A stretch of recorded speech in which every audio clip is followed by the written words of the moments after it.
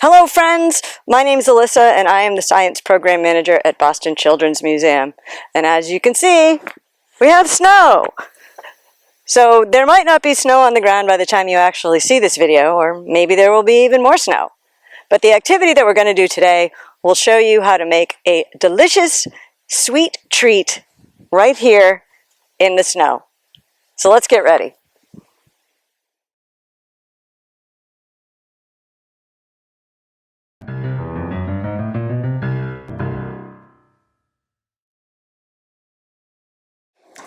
Okay, so here's what you'll need to make your maple candy. First, not surprisingly, you'll need some maple syrup. You'll need a saucepan or something similar. Something to stir with. I wouldn't use a metal spoon for this one. Use something plastic, or this one silicone. Something like that, because something metal is going to get really hot. You'll need a cooking thermometer. This one is technically a meat thermometer, but it will work just fine. A regular thermometer like you use to see if you have a temperature, or even one that you use to check the weather outside, those aren't going to work because you need a thermometer that's going to be able to go up to about 250 degrees Fahrenheit. So you do need a special cooking thermometer. If you want to make lollipops with your candy, you'll need some kind of stick to put them on. I'm using chopsticks because that's what I have at my house. You could also use like popsicle sticks, or if you have actual lollipop sticks, you can use those too. And of course you'll need snow. That's the whole point of this, right?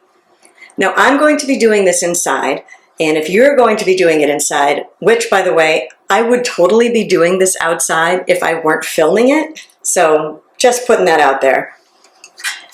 But to do it inside, I'm also going to need a tray to put my snow in. Now the beauty of this recipe is that it doesn't matter how much you make. The directions are the same. So I'm going to move over to the stove and we're going to get started. And of course, because we are using the stove today, you definitely need grown-up help with this one. We're going to be bringing things up to very hot temperatures, but it's going to be really delicious. So let's get to it. Pour the maple syrup into the saucepan. Your goal is for it to get to between 235 and 245 degrees Fahrenheit. So just keep it on the stove, keep stirring it, and keep checking the temperature. As the maple syrup heats up, the water in it evaporates away, leaving behind a much thicker sugar solution. The temperature affects the type of candy that you will make. The lower the temperature, the softer and squishier that the candy will be.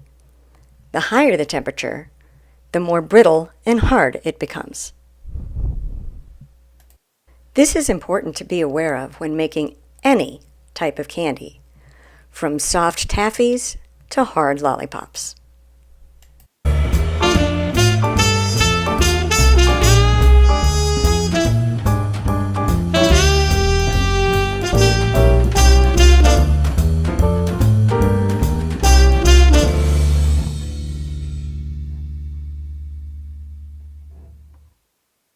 Once the maple syrup has reached the correct temperature, it's time for the snow. So like I said before, if I were doing this just myself and not recording it, I would just come outside and make a snow angel, or just flatten down some snow so it's really packed, and I would make my candy right out here in the snow. But since I'm recording it for you, I'm just going to grab a tray full of snow and bring it back in the house. But I strongly encourage you to do it outside. All right, let's go. Once you've got your snow nicely packed down, carefully pour spoonfuls of the maple syrup into the snow. Even though it's really hot, it won't completely melt the snow, and in fact, the maple syrup will cool down pretty quickly, which is good because you want to handle it to put it onto your sticks before it gets too hard.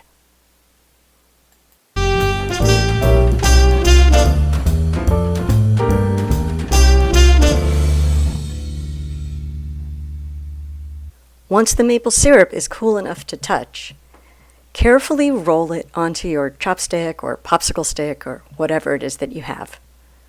Or, if you prefer, just leave it and you can enjoy it like regular hard candy.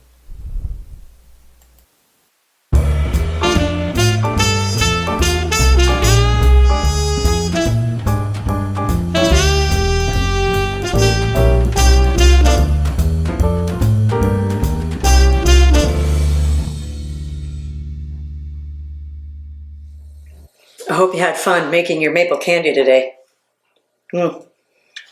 I know I did. Please keep checking back with us here on Facebook, Instagram, and YouTube for more fun and maybe edible experiments that you can do in your kitchen. I'll see you later.